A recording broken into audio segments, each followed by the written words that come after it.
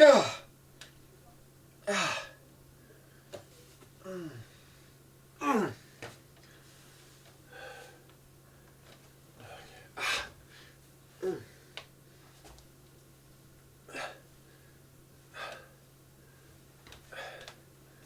Oh, oh.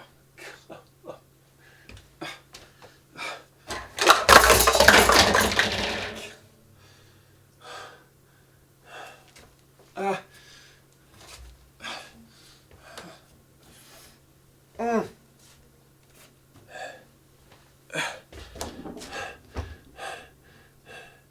Why, yes, I am 50.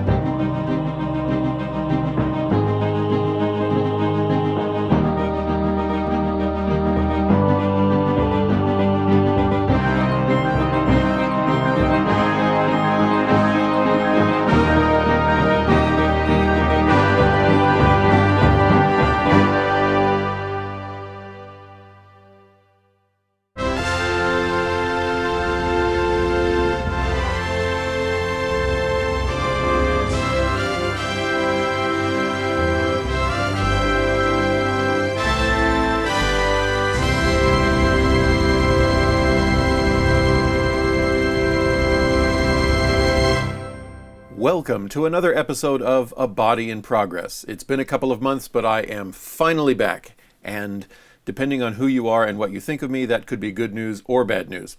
Anyway, I think for the first time in the 6 years that I've been making these videos, six or seven, six and a half, something like that. This is the first time that I've actually been excited for the reason why I haven't been able to sit down and make another one of these videos, why I haven't had the time. And that is because the fitness documentary is finally moving forward with some identifiable progress. I technically started filming interviews last year, so 2024, January of 2024 was the first interview. What I was able to do in the early part of 2025 was, with those 6 interviews, I was able to put together a video showing people and telling people what I had in mind so they could see, yes, this guy actually has already filmed some interviews. This is a real thing. It is moving forward. And that has enabled me to reach out to a lot more people. I spent several hours one day just going through everybody I follow on Instagram and seeing who was within the Pacific Northwest region that I could reasonably drive to and interview them. And that's why all of this is on the bookcase behind me, is because I wanted a backdrop that wasn't a bunch of classic literature. I wanted something that felt like it belonged with the project. So thanks to the promotional video, or I guess it's a recruitment video. It's not really promoting watching the film, it's promoting being in the film. And so thanks to that video, I have had a significant increase in the frequency of the interviews. We still have what I would consider a low number of interviews, but it is picking up.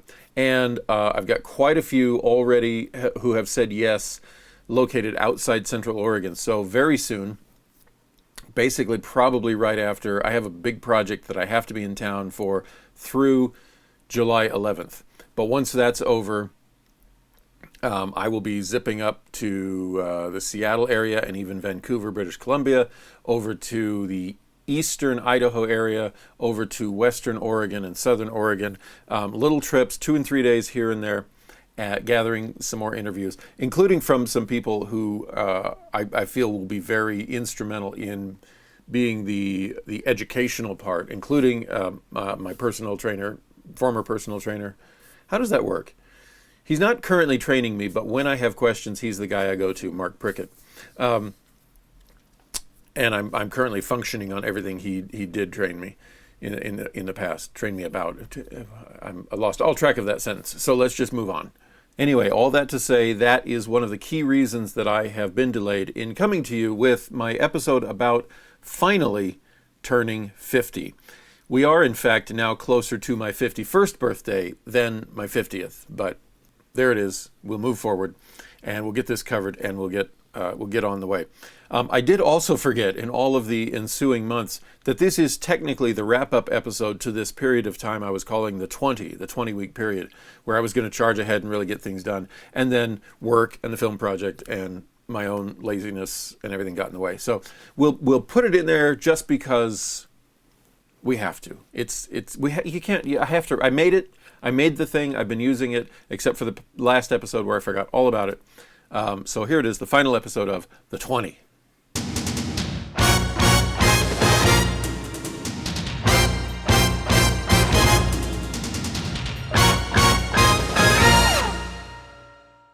And so to kick things off, I owe it to you to go back to the cliffhanger I left you on in the previous episode where I actually turned 50. I cut it off right there at that moment. Let's go back and let's now follow through into my actual 50th birthday.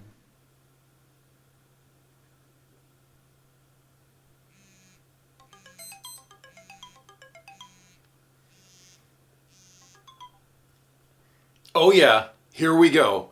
I'm 50. All right, there's no going back and doing that again. This is it.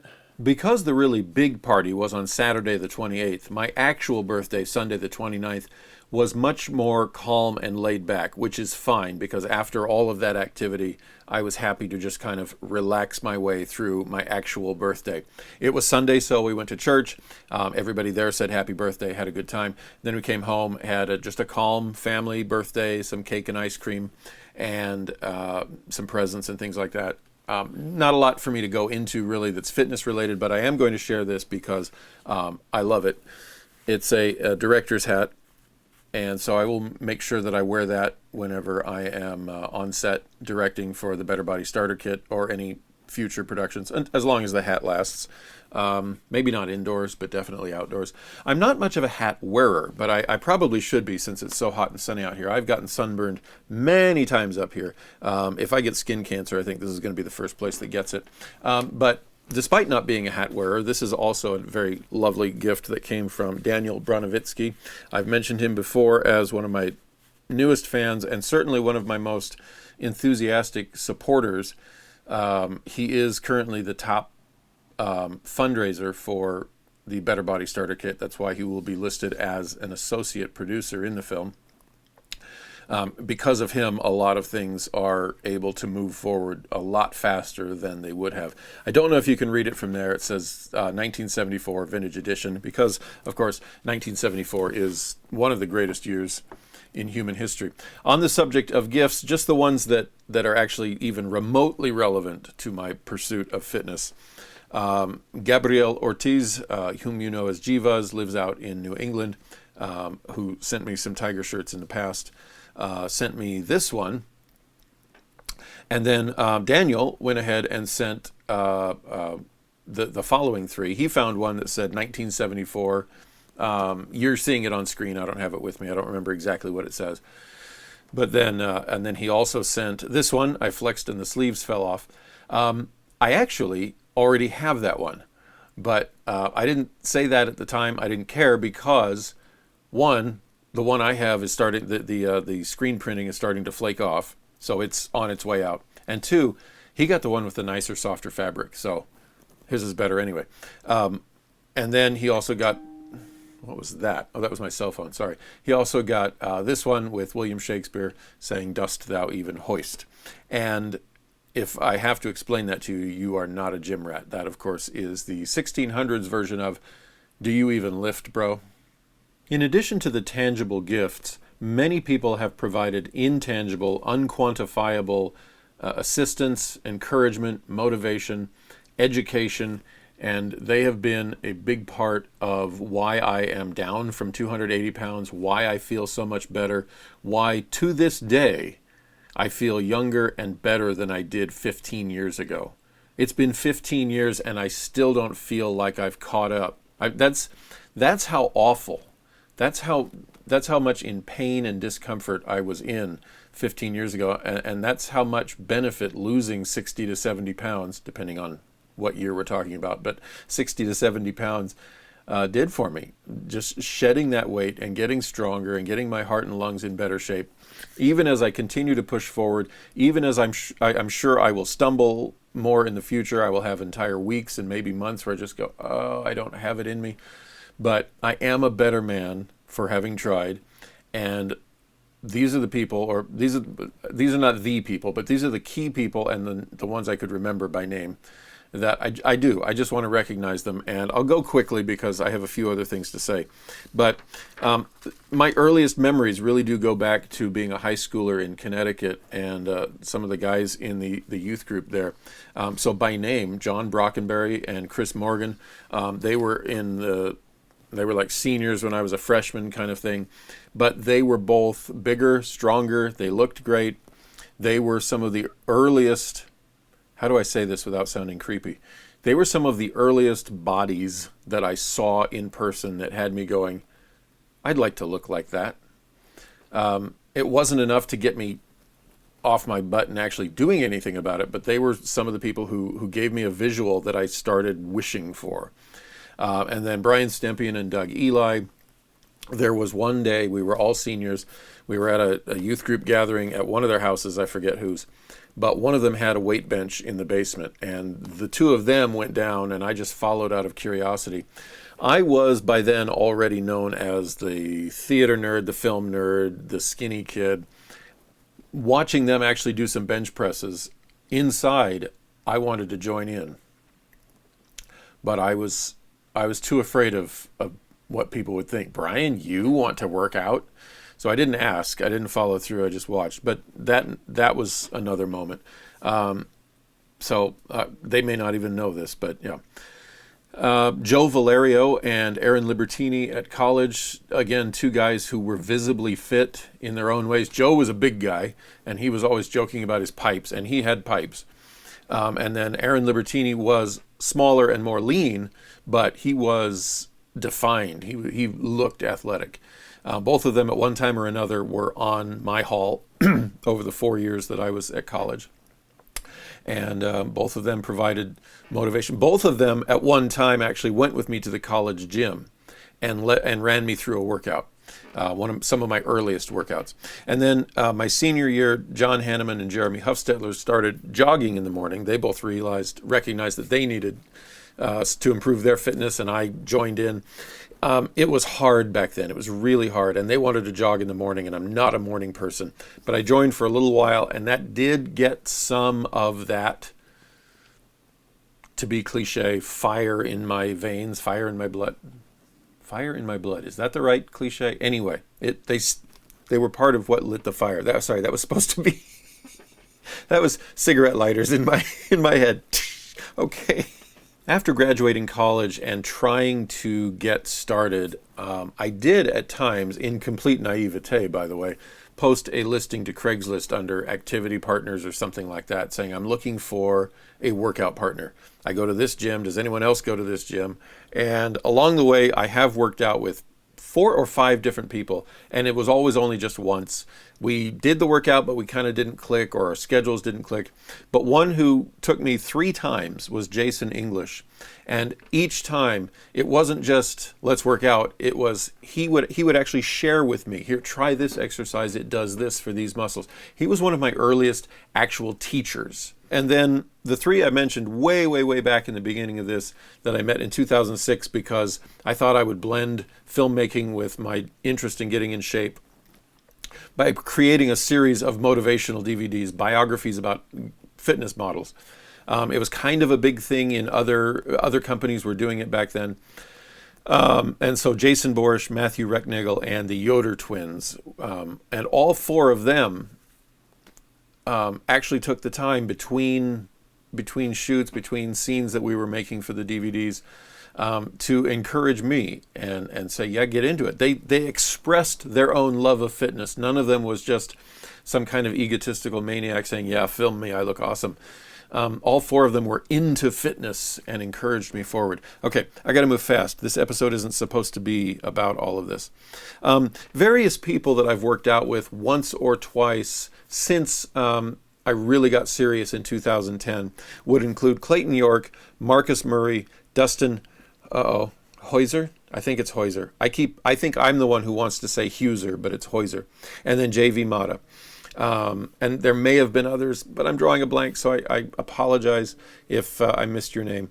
But those 4 were the 4 I could think of who, again, They joined me for a workout. They were encouraging. They were motivating.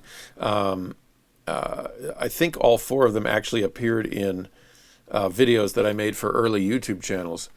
And I know JV has appeared in this series, this official series, since then. And then the big three trainers that came along in 2012, once my YouTube channel of 2011 demonstrated to their satisfaction that I was serious and meant it. Bill Haynes, Brannigan Dixon, and Mark Prickett. I know there are other names. Some of the bodybuilders I met through Bill Haynes's bodybuilding club. I know there are names that are forgotten, but those are the ones I could think of. And so to all of them and to anyone I forgot but should have remembered, I am a healthier man in part because of you. If I can say something that might encourage someone out there, I don't have a lot of regrets in my life. I really don't. I've done some things. I've made some mistakes, some childish mistakes, some selfish actions that have hurt people. And, those kind of hurt. But in terms of things that I regret not doing, there's really only two. One, I wish I had taken up the violin. I took up the piano, and I love the sound of a violin. So I know how to read music. It might have been a relatively easy thing to do. I know it's a painful instrument to start practicing, and it takes a lot of work to get the beautiful notes out of it. But I love it. I kind of wish I had taken it up in life. Somebody might say, well, why not do it now? Well, it's because I'm running out of time in life and I really want to make a movie. The movie is the highest priority. The movie outranks even having a great looking beach body. So, which is another reason why some of these videos are delayed, is because I'm off doing things that are actually higher priority than working out, if you can believe that. Anyway, the other thing I regret is not starting sooner on my physical fitness. I don't know about high school, but at least college. By college, I was winded going from the ground floor up to my dorm room. If I had a dorm room that was on the second floor, or God forbid, the third floor, by my senior year, that was an exhausting experience. And then after that, I being a lazy and sedentary person, I just got heavier, got married and got heavier. And you know the story if you've been watching. January 1st, 2008 was when I finally said enough of that. And it's been a bumpy road with lots of ups and downs, but I am down to this day. I am down from January 1st, 2008 in my weight, and I am stronger and healthier. So I guess without getting too, sappy, schmaltzy, nostalgic, or anything like that, I guess my fitness-related introspective insight is, if you haven't started, get started. If you're 20, get started. If you're 60, get started. There's something you can do to improve your health, prolong your life, keep you out of the hospital longer, keep you around for your loved ones longer. I don't know how much time I even have to speak based on the other content. So that's the thing I'll throw at you. And I will say from here out, I do hope to be a little more regular with these videos once again. So this is Brian, the finally 50-year-old. Well, I think I was 50 for the last episode I made, but this is me finally reporting on 50 years, and we will launch into what the new year looks like very, very soon. I hope.